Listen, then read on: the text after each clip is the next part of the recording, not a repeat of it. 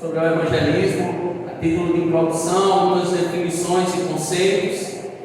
Por que eu devo evangelizar? Por que a igreja deve evangelizar? E a origem do evangelismo. No próximo módulo, na quinta, se Deus assim permitir, próxima quinta nós estaremos estudando um pouco sobre a base do evangelismo. Essa base que nós temos, a base bíblica para que nós possamos evangelizar, os alvos do evangelismo, a mensagem a ser pregada. Vamos refletir um pouco sobre o plano da salvação, observar quem é o agente do evangelismo e a pessoa do agente. São pessoas distintas, diferentes. O que deve ser a pessoa do agente? Terceiro módulo, estaremos discorrendo acerca o que deve ser, o que deve saber o evangelista, o que o evangelista deve cultivar. O evangelista deve estar se atualizando e a recompensa do evangelista. No quarto módulo, vamos estar tratando algo mais, vamos dizer assim, metódico. Estaremos vendo alguns métodos do evangelismo pessoal. Vamos estar trazendo as diferenças sobre esses tipos de evangelismo, como evangelismo pessoal, evangelismo no ar livre, evangelismo de integração. Sabe o que é o evangelismo de integração? O evangelismo domiciliar. E o quinto módulo, se o Senhor assim permitir, estaremos encerrando esse curso, esse mini curso, em fevereiro, dia 3 de fevereiro, última quinta. Estaremos trazendo ainda alguns apontamentos, algumas reflexões sobre os métodos de evangelismo, evangelismo em massa, ou em outro nome, evangelismo explosivo. Então vamos estar trazendo um pouco sobre o evangelismo em massa ou evangelismo explosivo, evangelizando a família, amigos e vizinhos, evangelismo nos presídios, evangelismo em hospitais e evangelizando os adeptos das seitas. Então, um apanhado geral, de forma breve e bem curta, a gente vai estar trazendo alguns ensinamentos, algumas reflexões sobre essas temáticas. Esse curso a gente não tem o propósito de esgotar o conteúdo, o assunto. Nós não estamos aqui para tentar esgotar, mas é trazer um panorama geral, até porque é muito conteúdo, é muita informação. Então a gente vai aos poucos, a gente vai pontuando. Queira Deus vai nos dando a graça de estar assimilando. E aqui o interesse nosso é que haja uma interação também, e os irmãos, à medida que estarem expondo, administrando, os irmãos têm toda a liberdade de estarem trazendo seus questionamentos, suas perguntas, desde que também esteja se referindo ao assunto, amém? Você pode fazer uma pergunta desde que aquilo que eu estou dando aqui, se você também quiser deixar uma pergunta para o final, e não está se referindo propriamente ao assunto que eu estou falando aqui, mas você quer anotar a sua pergunta, então no final do estudo você pode estar trazendo aqui à frente a sua pergunta, e se assim Deus assim permitir, estarei respondendo. Se não, a gente pode estar respondendo no próximo estudo, amém? Então vamos começar. Vamos a título de introdução, definição e conceitos. Por que eu devo evangelizar e a origem do evangelismo. Então, a título de introdução, a evangelização, a matéria da evangelização, do evangelismo, se dá no anúncio da salvação, que foi a suprema tarefa de Jesus aqui na terra. Percorria Jesus as cidades, vilas e aldeias pregando o evangelho.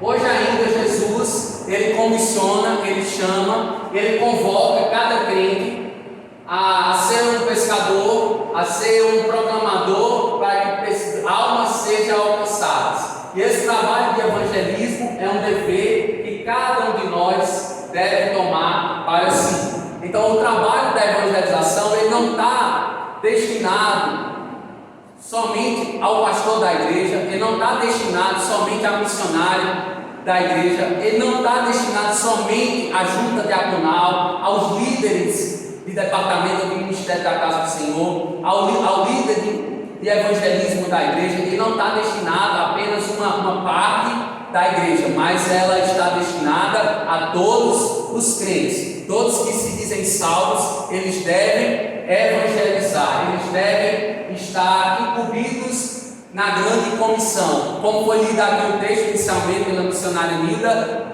a grande comissão, o grande mandamento que o Senhor nos deixou, não foi meramente aos 11 discípulos, se deu aos 11 discípulos, mas essa grande comissão, esse chamado, não foi somente para os discípulos, mas também é para todo salvo, além, independentemente da geração, das gerações posteriores, os quais o Evangelho pôde e nos alcançou, nos salvando e nos redimindo. Então esse designativo é para toda a igreja. Como Paulo ele vai falar aos 1 Coríntios, capítulo 9, versículos 16 a 23, a grande ideia de Paulo a falar nesse momento, abram suas Bíblias aí, 1 Coríntios 9, 16, a grande ideia de Paulo aqui, neste verso, ele fechando a conclusão desse parágrafo, ele vai dizer que nós, a igreja, devemos nos dedicar a essa sublime tarefa de conquistar o mundo. O mundo aqui não se refere ao cosmos, mas está se referindo ao mundo das pessoas, o mundo das classes, a grande parte das classes de pessoas, independentemente da classe, independentemente da etnia, independentemente da família, independentemente do povo, da nação, daquele contingente de pessoas, nós somos levados a estar expandindo esse Evangelho. Então Paulo, ele nos deu esse designativo e ele nos fala por intermédio desses versículos, a abrangência, o espectro do Evangelho, ele é amplo, ele é vasto, ele pode ser alcançado e vidas podem ser alcançadas além de fronteiras. Basta um servo do Senhor, um salvo, redimido, entendendo o seu chamado, se capacitando, pedindo essa capacitação de Deus, se preparando. Um mini curso como esse é um momento que nós nos preparamos para a obra. É um momento que nós refletimos sobre a obra evangelística, para que nós possamos fazer com mais relevância e com mais preparo, porque é uma obra desafiadora, é uma obra sobrenatural, é uma obra do milagre de Deus salvando vidas, e ele não usa anjos nesse processo, ele usa a minha vida, ele usa a tua vida, homens de carne e de osso. É esses homens que ele quer usar nessa expansão do seu evangelho. Então, dentro de alguns conceitos, meus irmãos, o que vem à nossa mente, o que é evangelismo? Evangelismo vem do grego, que quer dizer boas novas ou boa notícia. Eu tive a oportunidade de conhecer algumas missionárias que estiveram no início do trabalho aqui em Sergipe. Recentemente eu tive o prazer de conhecer Abigail. Quem lembra de Abigail? Abigail, ela juntamente com a missionária Helena Aguiar. Quem lembra de Helena Aguiar? Helena Aguiar, elas estiveram aqui por mais de um ano, fazendo a obra do Senhor, pregando este evangelho da boa nova, da boa notícia. Conheci a missionária Ana, a missionária Eva também, que deram a sua grande contribuição. Deus as usou com poder, com graça, porque essa obra, quando nós nos dispusemos a fazer, a ministrar, essa obra ela é feita não pelo nosso intelecto, não por nossa própria capacidade, mas é em demonstração de poder. E esse poder ele emana ou ele é proveniente do Espírito Santo, da terceira pessoa da Trindade. É Ele que sela pessoas, é Ele que aplica, é Ele que abre os olhos espirituais, e Deus usou muitos servos aqui, missionários, para introduzirem o trabalho de salvação aqui na cidade de Sergipe. A salvação, ela foi me dada, e ela foi nos dada no passado, e ela aconteceu no momento oportuno, no momento propício iniciado por Deus, é uma obra exclusiva da parte de Deus.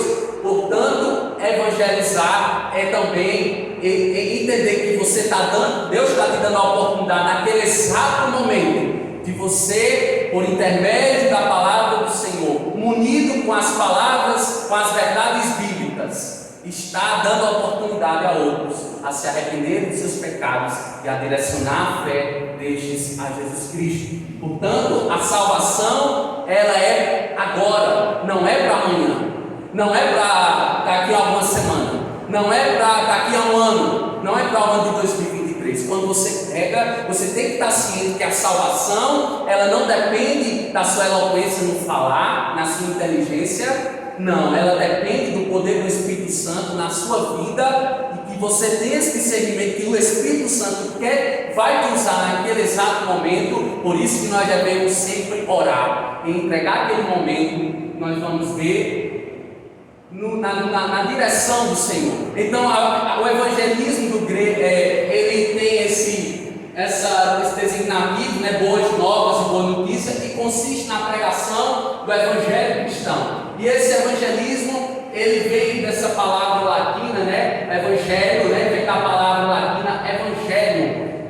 E de onde vem essa expressão, né, esse evangelho? Justamente vem dessa expressão evangelho, como falei. O evangelho é o conjunto, podemos dizer assim, de fatos e ensinos bíblicos que nos apresentam o cumprimento da providência de Deus para a salvação dos pecadores, associado à ação do próprio Espírito de Deus na vida dos homens, revelando-lhes o pecado, as consequências, oferecendo-lhes em Cristo Jesus o meio da salvação, que é pela graça, mediante a fé é esse veículo que, de fato, pessoas elas correspondem a uma vida de arrependimento e fé em Jesus. Então a fé é esse veículo. E essa palavra, como hoje se emprega, significa a mensagem anunciada pelo cristianismo e os livros em que se registra a história da vida e dos ensinos de Cristo. Nós evangélicos entendemos que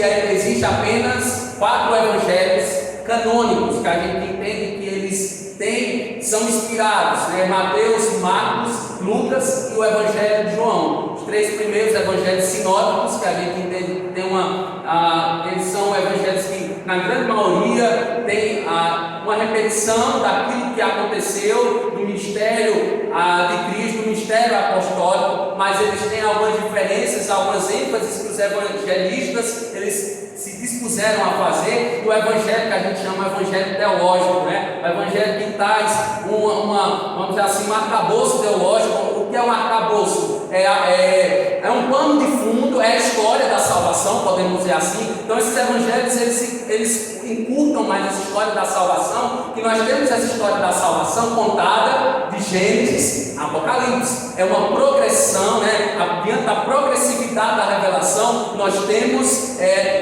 encontramos o Filho de Deus de Gênesis a Apocalipse, né? sendo o agente da salvação, de redenção, tanto no Antigo Testamento quanto também no Novo Testamento. Então, meus amados irmãos, dando continuidade, o Evangelho ele inclui essas boas novas de que existe um Deus vivo que criou o céu e a terra.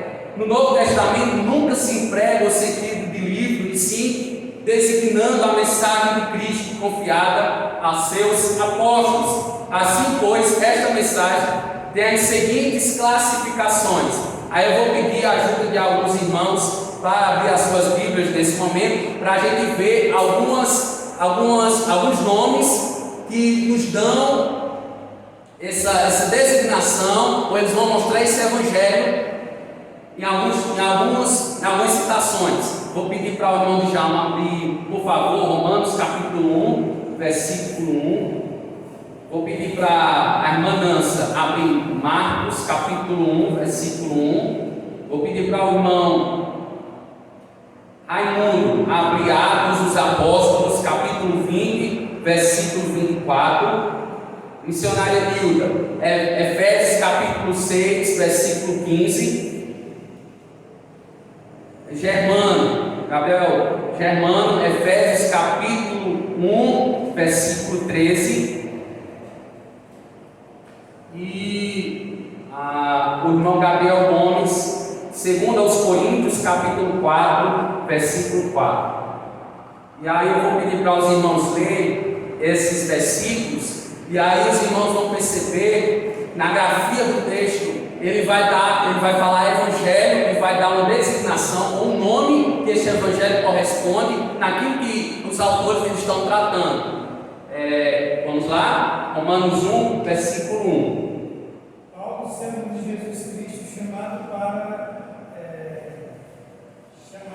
apóstolo, separado para o Evangelho de Deus. Percebam o primeiro nome que ele tem, o Evangelho de Deus. Deus como o agente deste Evangelho principal. Próximo texto, Marcos 1:1.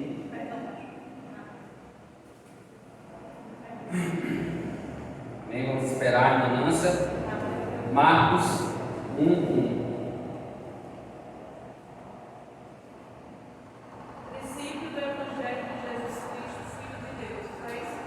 Princípio do Evangelho de Jesus Cristo. Então, aí recebe o nome de segunda pessoa da Trindade, Jesus Cristo, como um designativo também para o Evangelho. Terceiro texto, Atos 20, 24. Isso. Atos dos Apóstolos, capítulo 20, versículo 24. Todavia, não importa, nem considera indevido de valor algum para mim mesmo, se tão somente puder determinar a corrida e completar o ministério que o Senhor Jesus me confiou de testemunhar do Evangelho da graça de Deus. Evangelho da graça de Deus. Evangelho de Deus, Evangelho do Senhor Jesus Cristo, Evangelho da graça de Deus. Vamos lá para o próximo, Efésios 6, 15. Tem os pés calçados com a pregação do Evangelho da paz. Evangelho da paz. Sem a graça de Deus, nós não teremos paz com Deus. A graça, ela antecede a paz. Sem a graça, nós não temos paz com Deus. Próximo, Efésios 1, 13. A mesma coisa aconteceu também com vocês quando ouviram a verdadeira mensagem, a boa notícia que trouxe para vocês a salvação. Vocês creram em Cristo e depois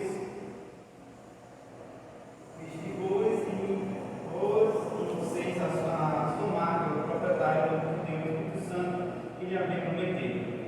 Evangelho da, vamos lá? Evangelho da salvação. Interessante, né? Evangelho da salvação. Traz um entendimento claro do plano de Deus, da salvação de Deus, quando é proclamado e anunciado de forma pura, de forma genuína este Evangelho. Vamos ao último, 2 aos Coríntios 4, 4. Os quais Deus desse século cegou os entendimentos dos incrédulos, para que eles não respondessem à luz do Evangelho da glória de Cristo, que é a imagem. O Evangelho glorioso, é o Evangelho da glória de Deus, que se manifesta em glória. Então, dentro dessa apresentação deste Evangelho, a gente tem que norteia, né, esse Evangelho, que pode traçar alguns rumos deste Evangelho. A ênfase desse Evangelho, a ênfase dele é a adoração, é a comunhão, é também a glória de Deus, é a manifestação dessa glória de Deus. O Evangelho ele foi pregado por nosso Senhor Jesus Cristo. Mateus capítulo 2, versículo 23. Alguém pode abrir, por favor? Mateus capítulo 2, versículo 23.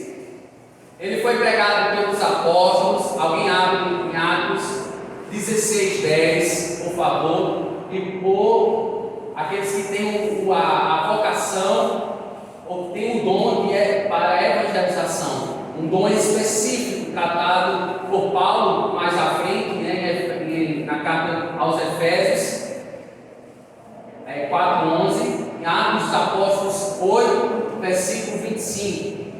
Vamos lá, ele foi pregado pelo Senhor Jesus Cristo, Mateus 2:23. Pode ler, irmão. E fui habitar numa cidade chamada Nazaré, para que cumprisse o que lhe foi dito por intermédio do profeta. Eis que será chamado Nazareno.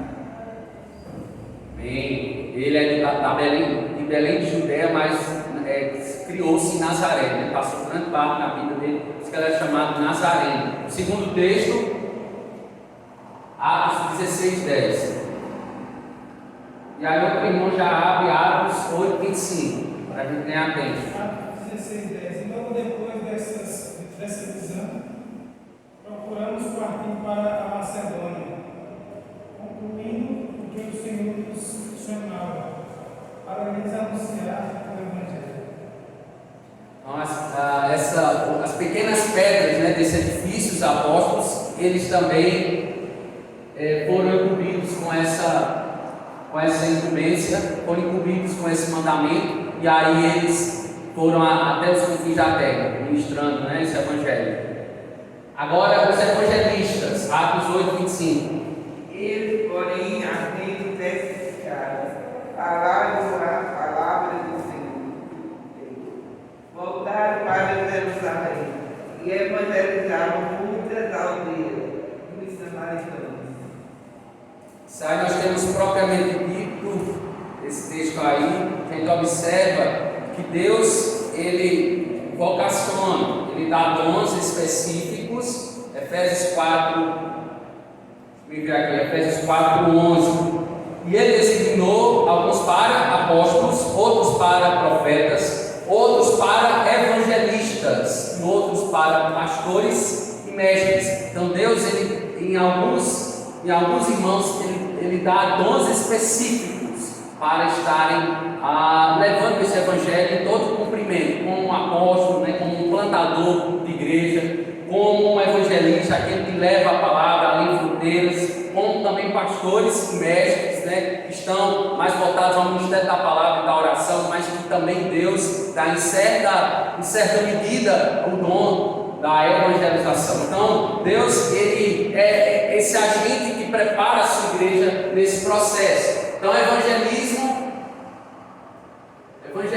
é esse designativo que todo cristão, né, ele tem de fazer a obra e está engajado nessa boa notícia.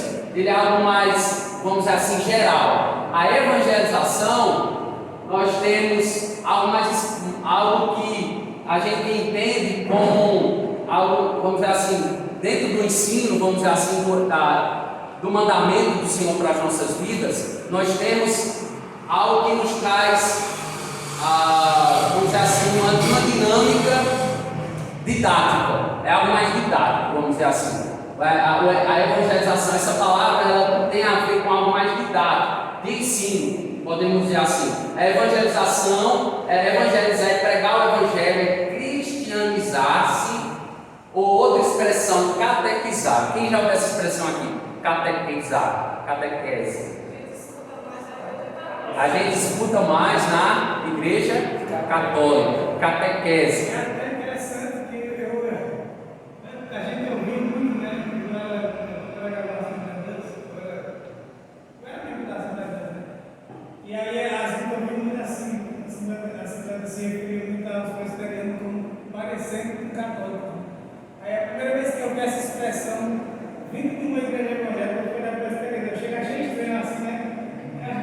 Catecismo mas há muito tempo atrás. Eu entendi assim, catecismo só tem que fazer os católicos. Assim como o credo, que a gente também tem essa missão, tem na igreja católica. E quando de repente a gente vê que essas coisas são coisas essenciais para nós, que a gente acaba, entre aspas, deixando de lado, né? Não isso, abandonando de alguma forma. Isso. E por isso, né, a gente acaba perecendo como lá em José Cristo, por falta de conhecer. Isso. São eu tive a oportunidade de fazer alguns estágios na faculdade, e aí um dos professores que eu estava estagiando, ele soube que eu era evangélico. Aí ele disse, ele me escolheu, né, para ser um aluno IC, né, de iniciação científica, e na oportunidade ele disse: eu só não quero que você entre em catequese, você venha me catequizar, eu só não quero que você faça isso. Então o que ele queria dizer com isso? Que eu mostrava um dogma de alguma doutrina cristã para ele, ou tentar, vamos dizer assim, persuadi-lo a seguir a Jesus Cristo como o único suficiente salvador da vida dele. Então ele já gerou a barreira, né? Não venha me evangelizar, não adianta eu vir me evangelizar. Então foi interessante isso, porque ele debochava do evangelho. E assim, a gente enquanto aluno, né, a gente tem alguns jovens aqui que fazem faculdade, a gente tem que manter a firmeza, amém? A gente tem que manter a constância. Vamos zombar da nossa fé, vai haver perseguição, muitas vezes de professores, infelizmente, mas a gente tem que manter a firmeza. E se tiver oportunidade, é claro, pregue o evangelho, catequese escala, né? Vai catequizar o povo. Essa palavra vem da palavra também, a gente vê os jesuítas, né? Que vieram com essa missão de catequese, de catequizar. Então, a gente sabe que muitos indígenas perderam muito da cultura, né? Foi nesse processo, e há muitas críticas em relação a isso. Vamos dizer assim, quando a igreja ela se torna uma organização, vamos dizer assim, institucional, então há muita crítica em relação a isso. Mas voltando para aqui, catequese ou catequizar, nós temos vamos dizer assim, algo mais didático, que traz para a gente um apontamento mais de ensino. Justamente, por exemplo, foi formado recentemente o Catecismo de Fé Betelino.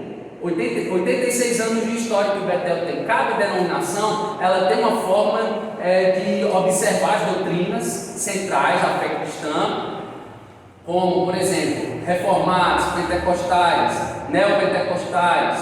Então, nós temos escolas, vamos dizer assim, que veem os assuntos bíblicos de maneiras diferentes. Outras mais bíblicas, outras que já estão distantes da Bíblia, distantes do que a gente entende como sã doutrina. E outros totalmente distantes. Como a gente vai ver como a gente vai se deparar com muitas pessoas que estão dentro de seitas, de segmentos religiosos que andam distantes deste evangelho que Cristo deixou, mas de que maneira a gente tem que se portar, de que maneira a gente tem que ir de forma bíblica, de forma a maneira como nós devemos evangelizar esses grupos religiosos. Então esse ato de catequizar é de transmitir, transmissão de conteúdo, transmissão de um dogma, transmissão de um conhecimento. E aqui a matéria aqui que nós estamos tratando é as Sagradas Escrituras, o conhecimento bíblico. Então evangelizar é fazer chegar a palavra de Deus aonde ainda não foi alcançada. Nós temos muitos países, né? Por exemplo, a janela 1040, que é vamos dizer assim, algo que é geograficamente comprovado que não houve expansão do Evangelho, mas que agora a palavra ela está indo com mais, vamos dizer assim, eficácia devido aos meios de comunicação. Hermano. Mais uma vez, essa questão da janela 1040. Nesse local, mais ou menos, nesse espaço geográfico, é mais conhecida a Coca-Cola do que a própria palavra. Isso. Nem a A gente se esconde com isso, mas aqui também é conhecida a Coca-Cola do que a palavra. É mais apresentada, mas é mais conhecida, inclusive pelos evangélicos. É verdade. Então a gente vê que, eu acho interessante um dado. Hoje nós temos no mundo, no universo, cerca de 7,5 bilhões de pessoas. Desses 7,5, notem, desses 7,5 bilhões de pessoas nós temos 2 bilhões que estão dentro do cristianismo, ou que são cristãos. Mas desses 2 bilhões, nós tiramos uma parcela pequena daqueles que seguem o Evangelho. A gente sabe que há uma infinidade de denominações, de grupos religiosos que seguem vamos dizer assim, o cristianismo nos termos, né? Do judaico, né? Cristão.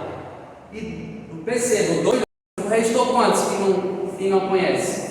5 bilhões, 5,5 bilhões de pessoas nem sabem que Jesus existe. Perceba como isso é alarmante. Se Jesus voltasse hoje, por exemplo, de 7,5 bilhões de pessoas, pouca gente iria subir. E pouca gente iria, se a gente, vamos dizer assim, a nível matemático. Os irmãos percebem isso?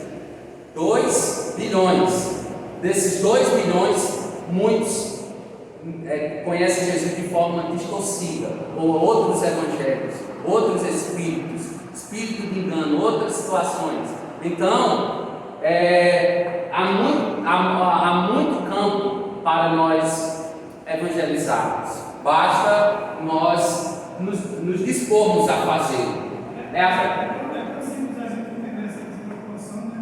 Assim, aqui no Brasil nós temos acho que 80% cristãos, né? Esse denomina cristão. Cristão não, católico é assim. 42 milhões, né, que se dizem cristãos. Então, é 24 milhões. 42 milhões não. O evangélico é 24 milhões de evangélicos no Brasil. Nós temos 200 milhões de pessoas. O restante disso aí, praticamente, né, tirando algumas exceções, são católicos. E se denominam cristãos. Está incluso nesses 2 bilhões aí de pessoas. É no IBGE, né? Aqui no Brasil. 2 bilhões de pessoas que. Eu creio que é 42 milhões, incluindo evangélicos e católicos. 24 milhões. Eu não tenho esse dado totalmente assim verídico, né? Se alguém tiver internet aí e quiser pesquisar, não sei, tá depois nos dizer, né? Esse dado com mais clareza nesse sentido.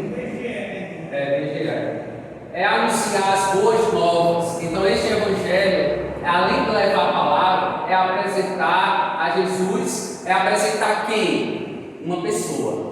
Então o evangelho é a apresentação de uma pessoa, não somente de um Jesus que viveu histórico, vamos dizer assim, mas o Cristo da glória, do Cristo que é Redentor e Salvador do mundo. Porque muitos conhecem a Jesus de forma histórica. Há muitos historiadores que estudam o Jesus da história, mas desprezam o Cristo ungido de Deus, o Salvador do mundo.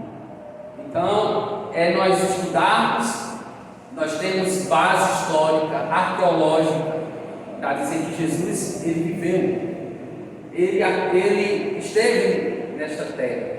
E mais, nós temos também a história, ela também é a favor do cristianismo em relação aos milagres que Jesus fez. Por mais que hoje, há algum tempo atrás, no século XIX, nós temos uma tentativa, né, da teologia liberal de estar, de alguma maneira, tratando o Evangelho, tirando os milagres, tem uma tentativa, né, de tirar os milagres do Evangelho, de estar dizendo que Jesus não ressuscitou dentre os mortos, porque eles sabem que se eles ferirem a Jesus, todo o cristianismo ele cai. Por isso que hoje existem igrejas que têm a teologia liberal. O que está acontecendo com elas? Estão morrendo. As igrejas, por exemplo, as igrejas europeias, muitas estão morrendo. As igrejas estão se tornando em boates, em bares, estão fechando e estão abrindo para esse tipo de estabelecimento. Então, quando a teologia ela não continua dentro da sua firmeza doutrinária, o que acontece? É a morte. A morte acontece porque a igreja ela está firmada na pessoa de Cristo. Se nós tirarmos a pessoa de Cristo da igreja, do cristianismo puro e simples, nós estamos mortos. Acabou-se. Se Cristo não ressuscitou, Paulo vai dizer, se Cristo não ressuscitou ao terceiro dia, vã é a nossa fé. Sem Cristo não há cristianismo. Justamente. Só um parênteses, pastor, com relação ao Jesus histórico. Eu não estou assistindo, né, mas eu comecei a ver alguns vídeos, sim, de Leandro Carnal, e falando sobre o Jesus histórico. Ele está tendo como é que diz? Uma série que fala sobre Isso, sobre Jesus, para quem crê e para quem não crê. Para quem crê e para quem não crê. É assim, eu não aconselho qualquer pessoa assistir, porque Sim, assim, tem que ter uma análise, você né? não Mais vai ler aprofundada. tudo que tem condição de Sim. né? Mas assim, para quem tem realmente condição, é muito bom você aprender sobre a história de Jesus histórico mesmo. Porque ele não tem E nenhuma. ouve esse homem. Ninguém pode pegar. Não tem como refutar isso. Ninguém nega que existe um homem chamado Jesus Cristo. E que as pessoas que relatam os fatos a respeito dele acreditam de fato naquilo. Né? Ele apresenta Jesus, o ser humano Jesus de fato. Eu achei muito interessante. É um ateu. Agora sim. Como você assistiu na área da pergunta, eu falo assim, que é interessante porque ele apresenta fatos reais da história de Jesus. Sim. E ele se refere a Jesus até onde eu vi no vídeo, com respeito, porque ele sabe que tem cristãos assistindo. E tipo, ele não tem a intenção dele não é desrespeitar os cristãos ali. As outras Ele religiões. diz assim, existe esse cara assistindo. Um cara legal, esse gente boa, vou contar a história dele aqui. Que viram ele, quem viu o relator. Só isso, mas é bem interessante.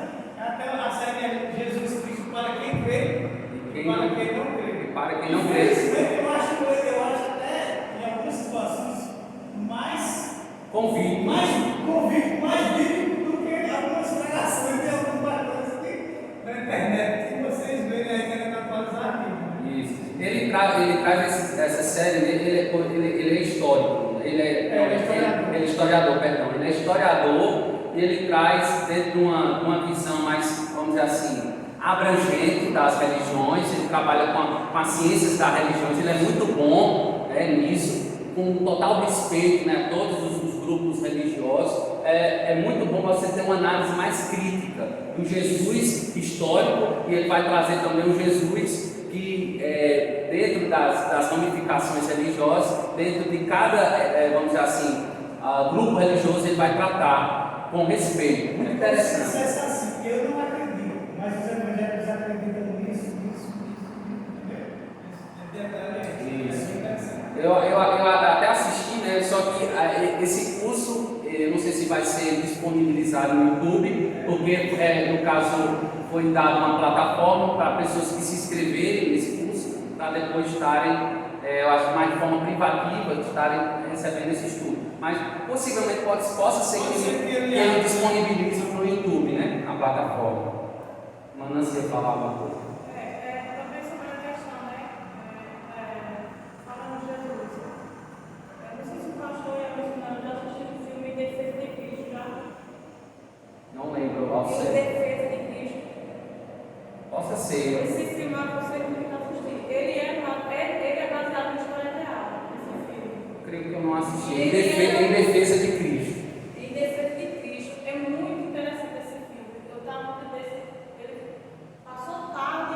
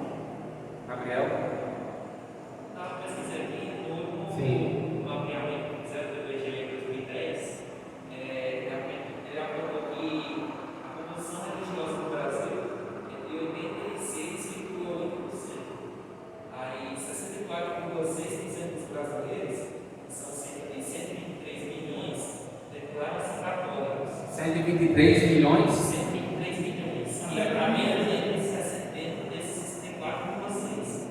E os outros 22,2, que são 42,3 milhões, declaram-se protestantes, evangélicos, tradicionais pentecostais e neopentecostais. Então vamos lá, 123 milhões de católicos apostólicos romanos e 42,3 milhões de evangélicos protestantes. Está vendo? É um contingente como assim, se de fato e de verdade nós tivéssemos esse número, era, a igreja evangélica tinha de fato uma voz ativa, né, nesse país, né? De fato, né? Esse censo foi de 2010, né? O censo faz com 2010. Amém. Obrigado, Gabriel. Então, por que eu tenho que evangelizar? Então, o evangelismo pessoal é uma obra de fazer de Cristo, falar de Cristo, melhor dizendo, né, aos perdidos, individualmente e elevá-los a Cristo, o Salvador. João 41 e 42 e Atos 8, 30. Segundo aos Coríntios 5, 19, parte C, vai dizer: esta é a mensagem maravilhosa que Ele nos deu para transmitir a outros. Então, nós devemos evangelizar esse Cristo, por quê? Porque Ele trouxe salvação para nós, nós devemos ser também agentes de salvação, agentes da proclamação. Então, a proclamação seria a comunicação ao pecador a respeito da sua condição de escravo do pecado, da natureza e consequência dessa escravidão, do amor de Deus e sua providência em Jesus Cristo, para a salvação deste e da chamada divina para uma decisão por Cristo Jesus. Essa decisão, quando você proclama e anuncia, essa decisão cabe à pessoa tomar. Aqui, irmãos aqui que têm filhos, a salvação ela foi me dada de forma individual, pessoal, e essa salvação ela não pode ser transferida para outra pessoa, mas essa pessoa, por decisão própria, ela deve assim ser conduzida ou negar a fé ou aceitar essa fé em Cristo e corresponder com arrependimento e direcionar essa fé a Jesus. Então, a cada um de nós é dada essa decisão de escolhermos se optarmos por sermos salvos ou condenados. Cada um tem essa escolha, né, dentro daquilo que a gente chama, que os reformadores chamaram, né, após a livre agência, que a gente chama, né? O livre arbítrio. A gente observa que era dentro do Éden, Deus deu essa liberdade a Adão de o quê? Você deveria comer ou não, e ele optou por comer. Então ele tinha um livre arbítrio de decidir o bem e o mal. Nós temos a livre agência. O que é a livre agência? A livre agência é de nós podermos escolhermos as coisas concernentes ao mundo material, a esse mundo que nós vivemos. Por exemplo, você pode escolher a cor da camisa que você veio aqui para o culto, ou o salto ou calçado. As cores de ordem natural você pode escolher, mas as cores de ordem extraordinária, isso compete a Deus realizar na sua vida ou na minha vida. Então nós, vamos dizer assim, a gente não vai a Deus porque nós temos vamos dizer, algo de bom que nos corresponde a Deus e nós vamos a Ele e buscamos a Ele. Não. Paulo vai dizer que nós estávamos mortos, né, nos nossos delitos e pecados. E o morto ele não tem vida, ele não reage a absolutamente nada. Então, esse ponto que a gente observa que a salvação é um ato exclusivo da parte de Deus. A santificação já é um processo de cooperação. A gente coopera com a nossa santificação, né, quando nós nos santificamos em vida. Amém? Então a gente observa ainda, meus irmãos,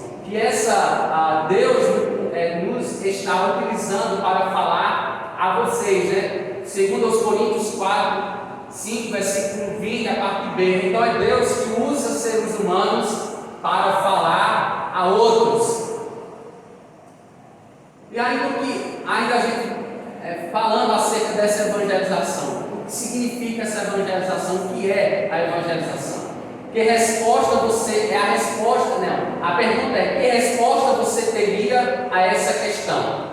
Precisamos ter em mente o que significa a evangelização. Quando tentam nos definir o seu significado, delimitamos o entendimento da tarefa que iremos realizar no campo. Sendo assim, ao definir a evangelização como ganhar vidas para Jesus, quem já escutou isso aqui?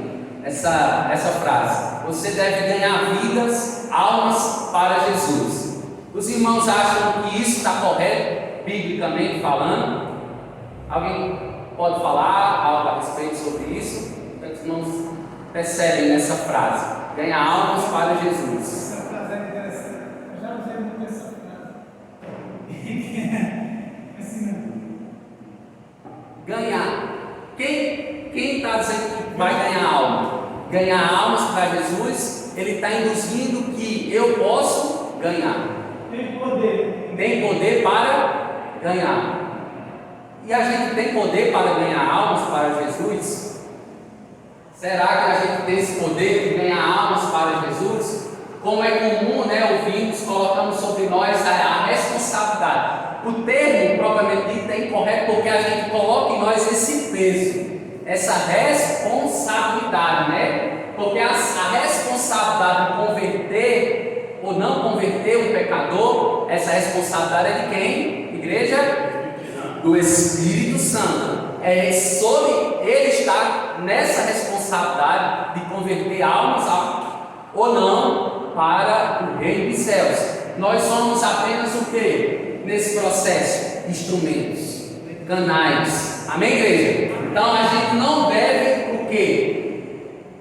Muitas vezes essa responsabilidade, o que acontece? Se a gente coloca essa responsabilidade sobre nós, sufoca a gente. Muitas vezes a gente vem muitas pessoas a nós, dizer: pastor, eu oro tanto por minha mãe, há muito tempo que eu prego o evangelho para minha mãe, e a minha mãe não vai a Jesus. Aí eu digo à pessoa: minha irmã, continue pregando o evangelho. Essa foi a missão que o Senhor te deu, mas a missão dela corresponder a este evangelho, de ser convertida, a missão foi dada ao Espírito Santo, minha irmã. Descanse seu coração no Senhor, tranquilize seu coração no Senhor, porque essa responsabilidade não é minha e não é sua. O Espírito Santo é quem, é quem convence o homem, do pecado, da justiça e do juízo de Deus.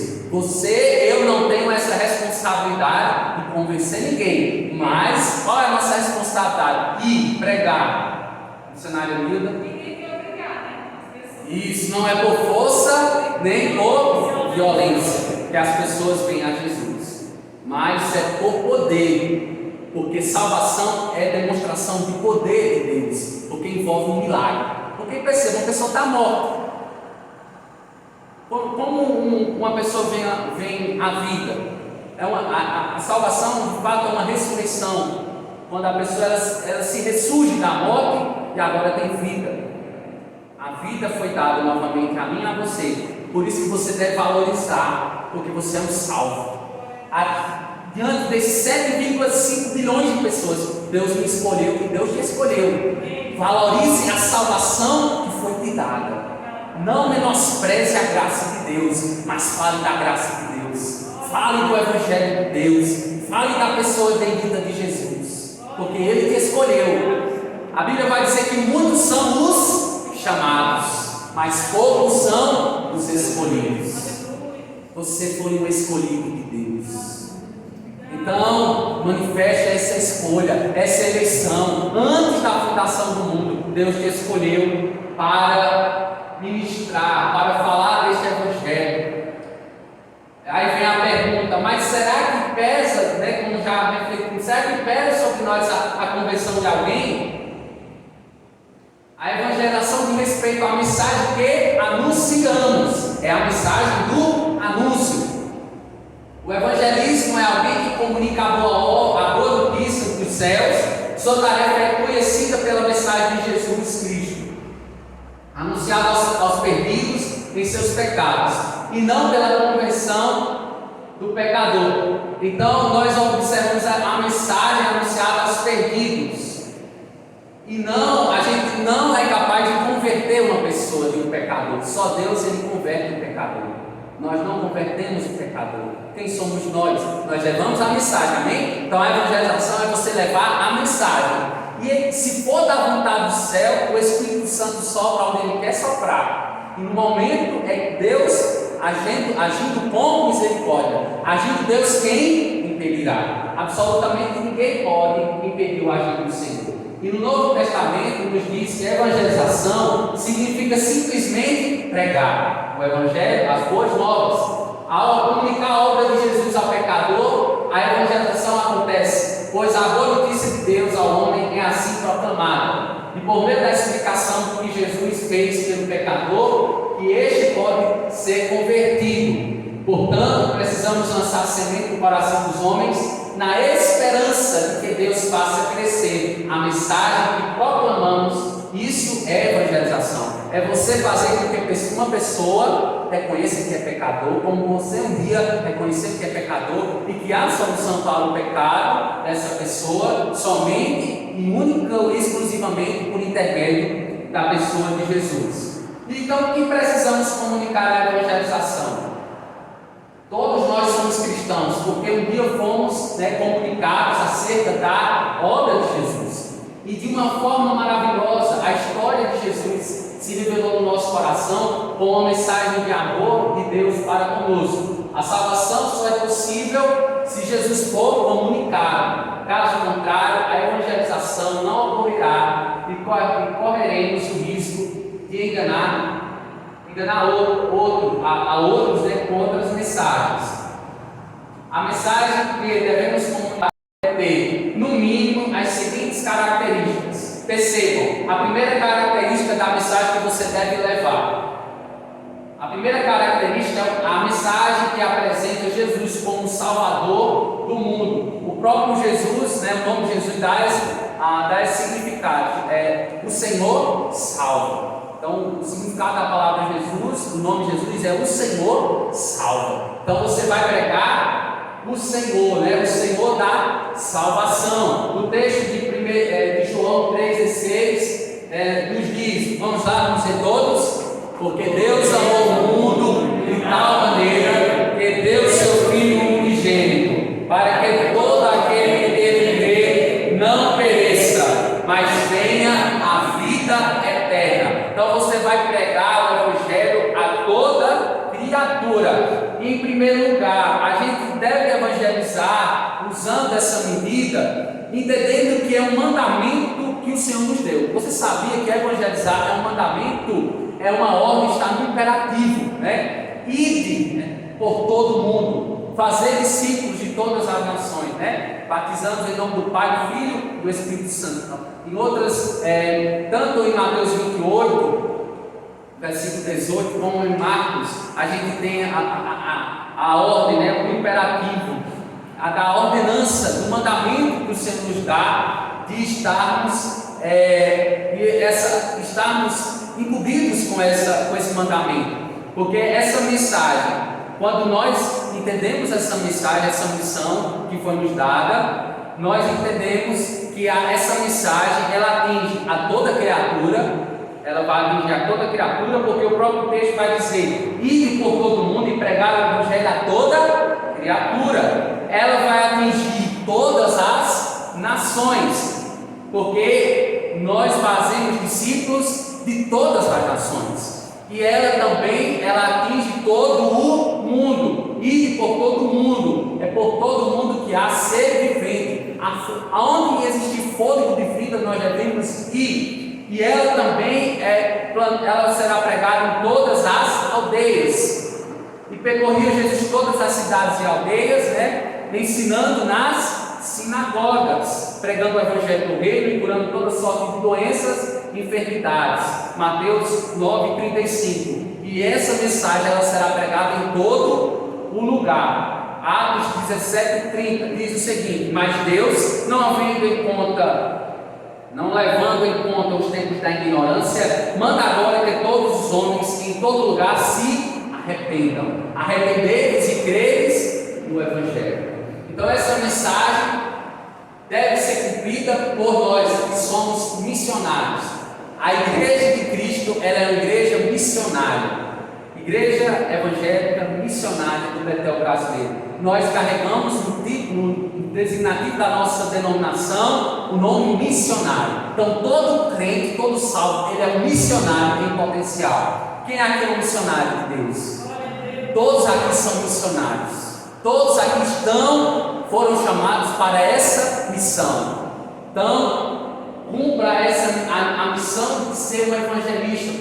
E essa missão pode começar a sua evangelização fazendo algumas perguntas, ao texto sagrado. Por que Deus teve de dar o seu Filho Jesus? Nesse caso, você pode explicar a origem do pecado. Se alguém lhe perguntar por que Deus deu o seu Filho para morrer pelos meus pecados, você de imediato explica a origem do pecado, Gênesis 3,17, e o afastamento que ele gerou entre Deus e a sua criação, Romanos 3,23, porque todos pecaram, vamos lá, destituídos e longe estão da glória de Deus. Então, para a restauração desse relacionamento quebrado entre Deus e o homem, que Jesus foi entregue para sofrer o castigo por nossos pecados. Uma segunda característica é uma mensagem que tem uma aplicação específica na vida do pecador. O Evangelho fala das necessidades profundas do coração humano. No fundo, todo homem busca uma resposta para questões cruciais da vida. De onde viemos? Qual o sentido da vida? Para onde vamos depois da morte? Como ter paz com Deus? Você pode chegar a uma pessoa e perguntar: você sabe como é que você pode ter paz com Deus? Você sabe para onde você vai depois que você morrer? Você tem segurança, tem convicção de salvação? Muitos não têm segurança de salvação. Grupos religiosos, muitos infelizmente, de ter a salvação por intermédio das obras. Se eles não fizerem obras, estarão mortos diante de Deus no futuro. Então, para esses grupos, você deve pregar o Evangelho e dizer que a salvação ela é gratuita, mas precisa de uma renúncia, precisa as pessoas se entregarem à fé genuína em Cristo Jesus. Então, você explicar a partir de um questionamento: quem foi Jesus para você? Quem é Jesus para você? O que Jesus fez por sua vida? É interessante, você pode chegar a qualquer pessoa e fazer essa pergunta: você sabe o que Jesus fez por você? E aí a pessoa, eu lembro a gente fazendo um evangelismo aqui no ano passado, a gente perguntou o que Jesus fez. E a gente teve algumas respostas. Jesus fez muita coisa por mim, ele fez muita coisa. Mas diga aí o que Jesus fez. As pessoas elas se perdem, entendeu? Dizendo que Jesus fez muita coisa, porque eles entendem um Jesus mais abençoador do que o Jesus que pode ter um relacionamento comigo e com você. Mas esse Jesus, ele fez muita coisa e ele continua fazendo, mas é o Jesus que também quer ter um relacionamento de amigo conosco, quer ser o nosso melhor amigo.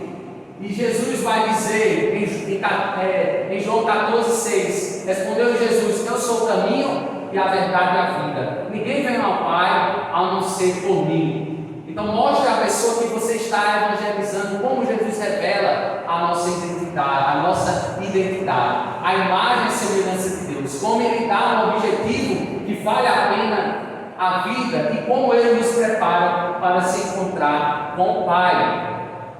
Uma terceira característica é uma mensagem que faz uma convocação ao arrependimento e à fé. Então essa mensagem, ela não só nos traz um peso, vamos dizer assim, pelos nossos pecados, como se fosse um remorso, Porque remorso, você pratica certa coisa, hoje você sente aquele remorso, Aquela tristeza, aquela angústia, mas amanhã você está voltando a praticar. Isso não é arrependimento. Arrependimento é meia volta, a palavra metanoia, mudança de mentalidade. Se eu fazia isso hoje, amanhã eu não pratico mais, e aí vivo pela fé, porque sem fé é impossível, agradar a Deus. Fé significa confiança. Confiança em quem? No ente santo e justo de Deus. Aquele que nós podemos apresentar os nossos pecados e Ele é fiel e justo para nos perdoar os pecados e nos purificar, né, de toda e qualquer injustiça. Né? Primeira carta de João 1,9. Então, arrependimento é você comunicar este evangelho apresentando o grande amor de Deus. Esse amor exige daqueles que nos ouvem uma resposta que só pela atuação do Espírito Santo o pecador pode dar. Essa resposta consiste em duas partes. O primeiro, arrependimento do pecador, ou seja, uma mudança de na maneira como o pecador é visto na vida, não mais como algo natural. Ele não consegue ver o pecado mais como natural na sua vida, como comum, mas como uma agressão agora à santidade de Deus, do Deus que precisa ser mudado. A fé em Cristo Jesus, como aquele que levou sobre si toda a condenação dos nossos pecados, enquanto o arrependimento nos causa tristeza pelo pecado, a fé nos dá a alegria de que os pecados cometidos nessa vida já foram perdoados. Então, o arrependimento gera tristeza, a fé gera alegria, porque nós já obtivemos nessa vida o perdão de todos os nossos pecados. Claro. Então, alegria e tristeza, essa confiança em Deus que nos dá essa característica, né, do arrependimento e a fé. Então, para concluirmos, a origem do Evangelho.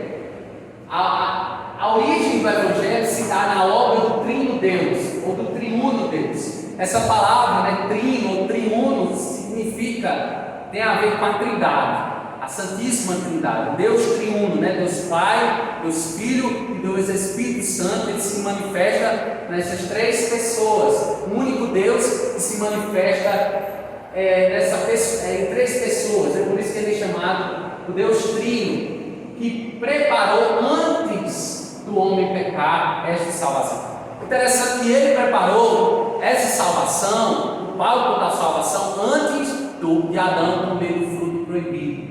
A gente vê isso, né, em Efésios 4:1, Romanos 5:12.